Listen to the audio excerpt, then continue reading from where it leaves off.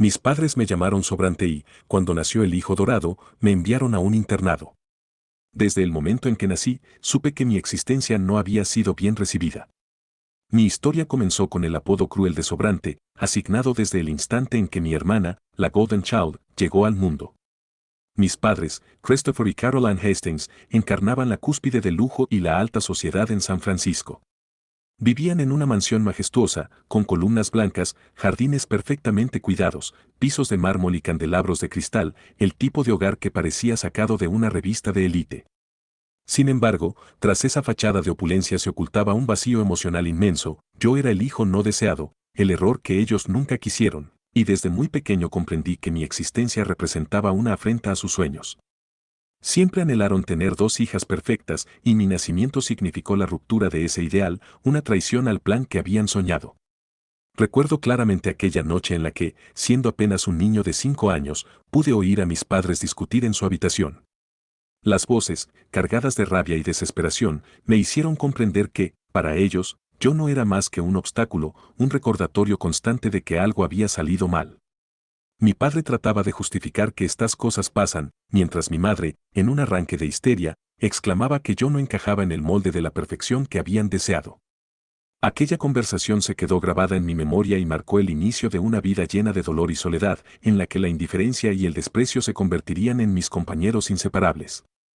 A pesar de la imponente mansión en la que crecí, mi hogar se sentía frío y vacío. Cada rincón, por muy lujoso que fuera, parecía diseñado únicamente para exhibir la imagen de una familia perfecta, pero jamás para acoger a un hijo que no deseaban. Mientras mis padres se volvían locos en su afán por alcanzar la perfección, su atención se concentraba en lo que llegaría, mi hermana Isabella. Tras múltiples visitas a prestigiosas clínicas de fertilidad en Johns Hopkins, Cleveland Clinic, Mayo Clinic, e incluso en centros exclusivos en Londres y Suiza, mi madre consiguió, finalmente, concebir de nuevo. Esa vez, regresaron de Nueva York con la noticia de que la esperanza de tener la hija perfecta renacía, y con ello, Isabella fue recibida en la familia con una devoción inusitada. Su llegada supuso que, de la noche a la mañana, dejé de existir para ellos. Mi madre, que hasta entonces me miraba con frialdad, se transformó en una mujer absorta en el embarazo, y en cuanto Isabella nació, se volvió la prioridad absoluta, recibiendo todo el amor, los cuidados, y la celebración en cada uno de sus logros. Con mi hermana siendo el centro de atención, mis padres decidieron que lo mejor era alejarme lo más posible de esa familia perfecta. Así, a la edad de 6 años, me enviaron a Northwood Academy, un internado privado en Dormant reservado para los hijos de la élite. Allí, en ese entorno de jardines impecables, bibliotecas inmensas y lujos inalcanzables, descubrí rápidamente que era el desperdicio de la familia. Los demás alumnos, hijos de senadores, CEOs y diplomáticos, se burlaban de mí con apodos crueles como el rechazado o el error, dejando en claro que, a pesar de venir de una familia adinerada, yo era visto como un peso, una anomalía en un linaje perfecto. Cada día, al escuchar esas palabras en los pasillos o en el comedor, sentía cómo se profundizaba el vacío en mi interior, pero también fue en esos momentos cuando aprendí a ocultar mi dolor y a construir una coraza interna que me permitiera seguir adelante.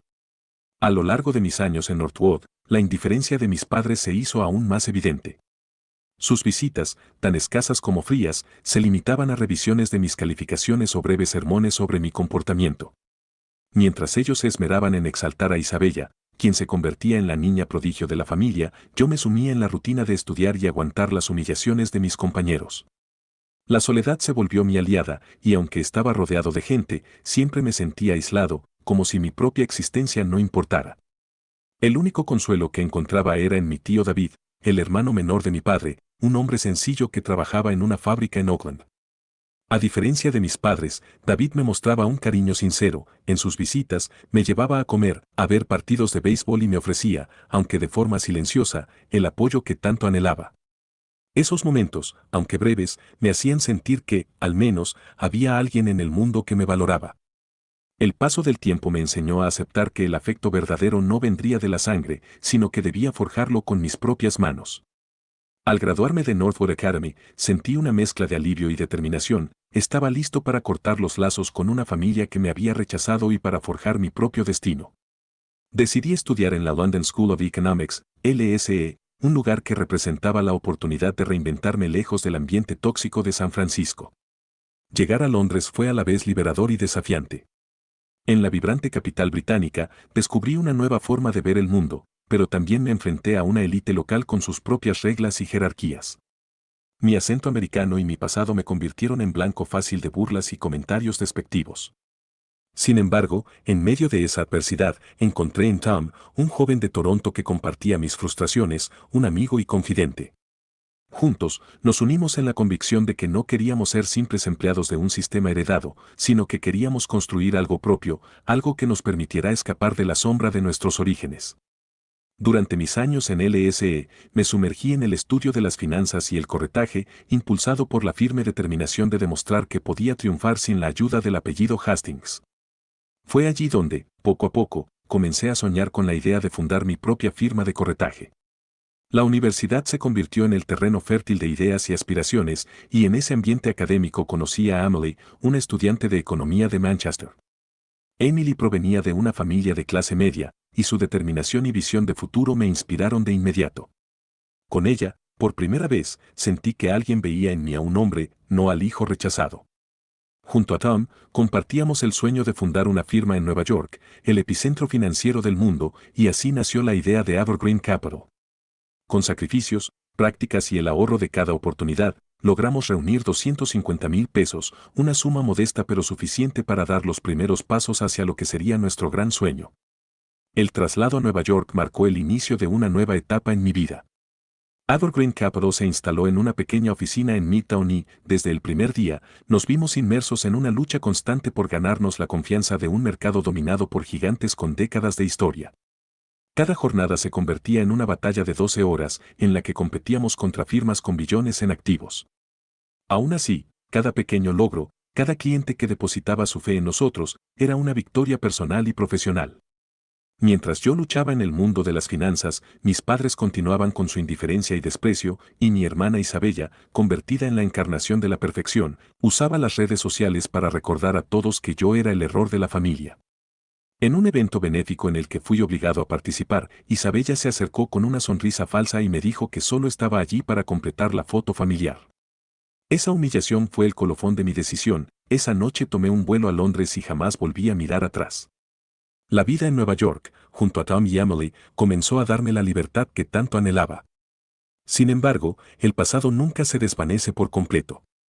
A pesar de mi éxito profesional, la sombra de mi familia seguía acechándome.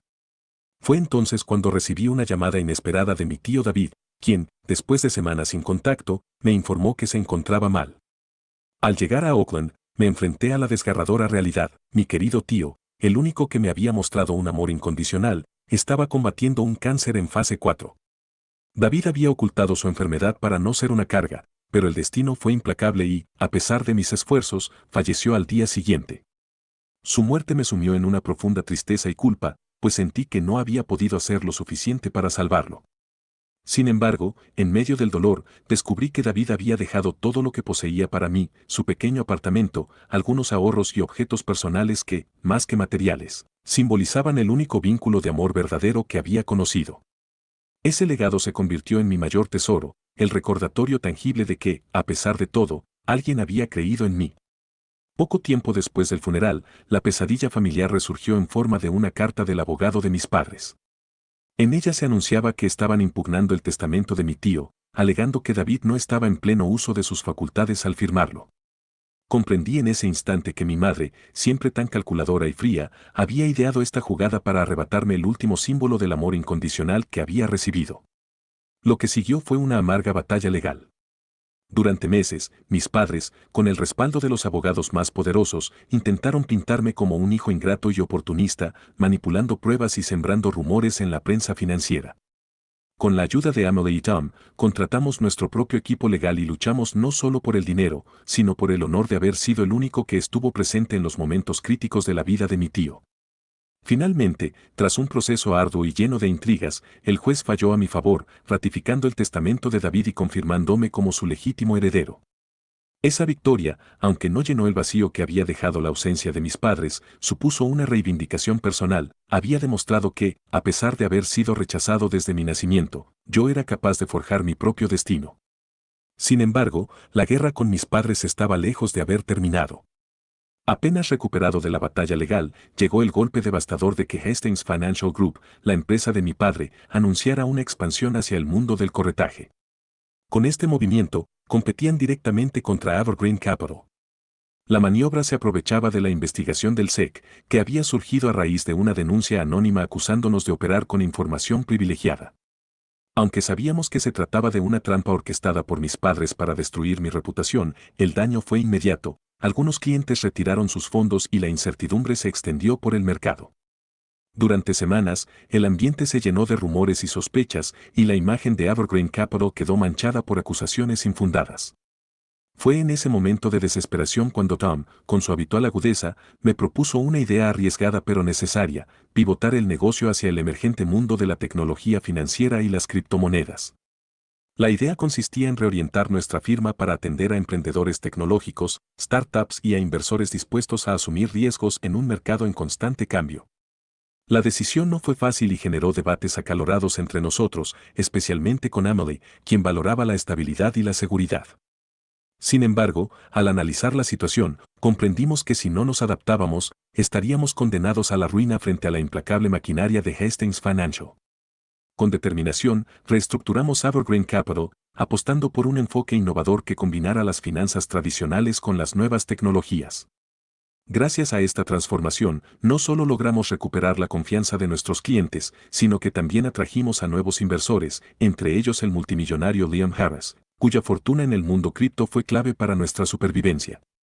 La investigación del SEC, que parecía habernos condenado, terminó desestimándose al comprobarse que las acusaciones eran parte de un montaje urdido por mis propios padres.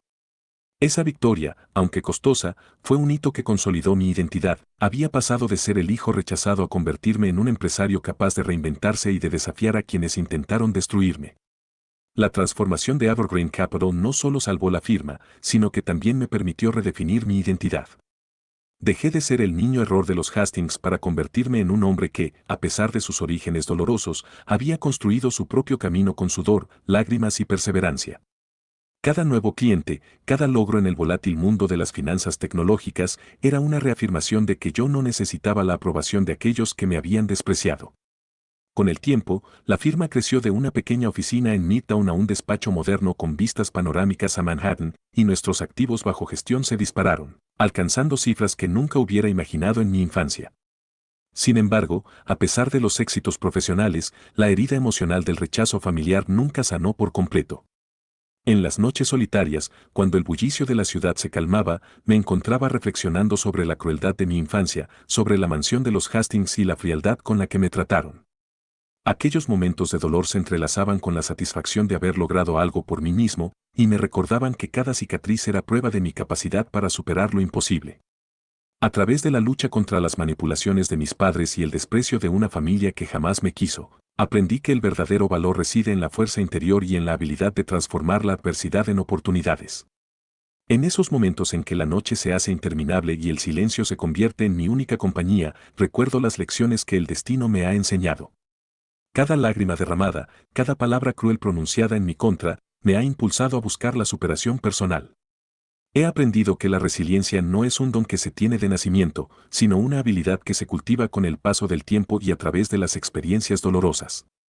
A veces, en la quietud de la madrugada, medito sobre las injusticias de mi infancia, sobre el desprecio inmerecido y el vacío que dejaron las ausencias de amor en mi vida. Sin embargo, he comprendido que esos momentos de dolor fueron el combustible que encendió mi determinación para cambiar mi destino. La adversidad me enseñó a valorar las pequeñas victorias, a celebrar cada avance, por insignificante que pareciera. Es en esa lucha constante, en la transformación de cada herida en una cicatriz de fortaleza, donde encontré el verdadero significado de la libertad. Recuerdo con intensidad las palabras de aliento de aquellos pocos que realmente me apoyaron, de quienes se negaron a dejar que la frialdad del mundo definiera mi existencia. Entre ellos, la figura de Emily se destacó como un faro de esperanza, guiándome a través de la tormenta de traiciones y sabotajes. Con su apoyo, comprendí que la verdadera familia no se basa en la sangre, sino en el compromiso, en la solidaridad y en el amor genuino que surge cuando dos o más personas deciden luchar juntas contra la adversidad. La fuerza que obtuve de esas relaciones me impulsó a enfrentar cada nuevo desafío con una renovada fe en mis capacidades y a transformar cada obstáculo en una oportunidad para demostrar que no soy el hijo rechazado, sino un hombre forjado en el crisol de la lucha y la superación. Mientras reflexiono sobre los años pasados, me doy cuenta de que cada experiencia, por dura que haya sido, contribuyó a formar la persona que soy hoy. La transformación de Evergreen Capital no fue solo un éxito empresarial, sino el reflejo tangible de mi evolución interna. Pasé de ser un espectador de mi propia vida, un niño invisible relegado a la sombra de mis padres, a convertirme en el protagonista de mi destino, capaz de desafiar incluso a aquellos que intentaron destruirme. Esta metamorfosis no fue fácil, y aún existen momentos en los que la nostalgia por lo que pudo haber sido me asalta, pero he aprendido a ver esas sombras como parte integral de mi historia, recordándome que sin oscuridad no podría apreciar la luz. Hoy, al mirar hacia el futuro, me siento preparado para enfrentar cualquier reto que se presente. Mi camino no ha sido lineal, ha estado lleno de giros inesperados, caídas dolorosas y victorias insospechadas. Cada día me levanto con la certeza de que mi vida es el resultado de una serie de batallas ganadas contra un destino cruel. Evergreen Capital es más que una firma, es el símbolo de mi resiliencia, de la capacidad humana para reinventarse y para encontrar la luz en medio de la oscuridad. A pesar de las amenazas constantes, de los intentos de mis padres por sabotear mi camino, he aprendido a confiar en mí mismo y en las personas que realmente me aman y apoyan. Emily, Tom y todos aquellos que han creído en mi visión son la familia que elegí, y con ellos he aprendido que el amor y la lealtad pueden ser encontrados en los lugares más inesperados.